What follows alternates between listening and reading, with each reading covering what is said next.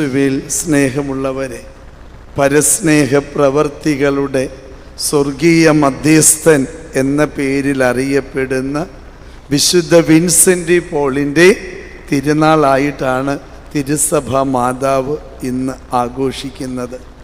ജീവിതം മുഴുവനും പാവപ്പെട്ടവരെ ചേർത്ത് പിടിച്ച ഒരു മനുഷ്യൻ. കാരണം ജീവിതത്തിൻ്റെ കഥന വഴികളിലൂടെ അത്രയേറെ ഈ മനുഷ്യൻ നടന്നിട്ടുണ്ട്. പട്ടിണി കിടന്നിട്ടുണ്ട്, അടിമയായി വിൽക്കപ്പെട്ടിട്ടുണ്ട്.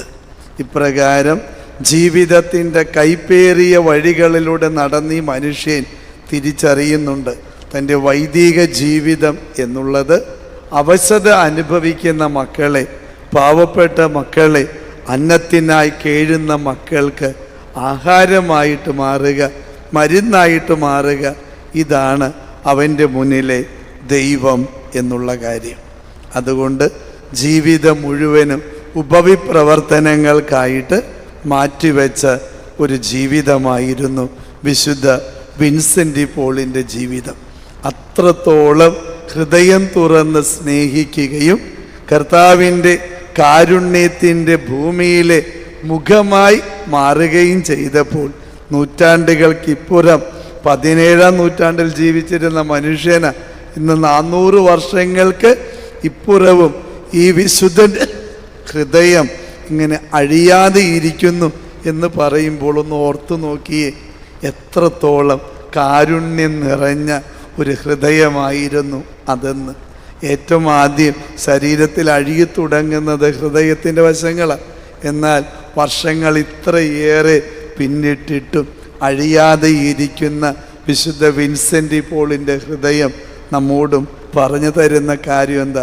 എൻ്റെ മക്കളെ, ഹൃദയം തുറന്ന് സ്നേഹിക്കുക. മുന്നിൽ വരുന്ന മനുഷ്യനിലൊക്കെ മുകളിലിരിക്കുന്ന ദൈവത്തിൻ്റെ മുഖം കണ്ട് സ്നേഹിക്കുക.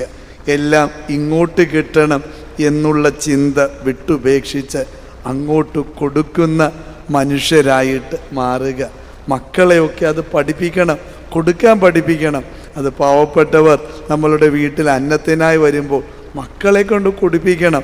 ഞായറാഴ്ചകളിൽ മക്കൾ പള്ളിയിലേക്ക് വരുമ്പോൾ കൊടുക്കാൻ പഠിപ്പിക്കണം. ഇന്ന് അതൊക്കെ വലിയ പരാതിയും ആവലാതിയും ആയിട്ടൊക്കെ പറഞ്ഞു. അച്ഛൻ പള്ളിയിൽ പറഞ്ഞ് കുട്ടികളോട് സൺഡേക്ക് ഇങ്ങനെ കളക്ഷൻ ഇടണം എന്നത് പഠിപ്പിക്കണം എന്ന് പറഞ്ഞത് വലിയ പരാതിയായിട്ടൊക്കെ ഇന്ന് പലരും പറയുമ്പോൾ നിങ്ങൾ ഓർക്കുക, കൊടുത്തു പഠിപ്പിച്ചില്ലെങ്കിൽ നാളെ മക്കൾ നിങ്ങൾക്ക് ഒന്നും തരില്ല.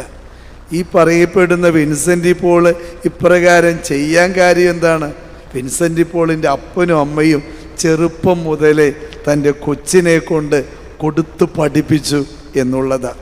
നമ്മുടെ ജീവിതത്തിലും മക്കൾ നന്മയിൽ വളരണമെങ്കിൽ, നല്ലവരായിട്ട് വളരണമെങ്കിൽ കൊടുത്തു പഠിപ്പിക്കണം. അതെന്തും സ്നേഹമാകട്ടെ, കരുതലാകട്ടെ, കാരുണ്യമാകട്ടെ, അന്നമാകട്ടെ, പണമാകട്ടെ, എല്ലാം കിട്ടി മാത്രം ശീലിക്കുന്ന മക്കളാകുമ്പോൾ കൊടുക്കുന്ന കാര്യത്തിൽ പിശുക്കരായി പോവും നമ്മുടെ മക്കൾ.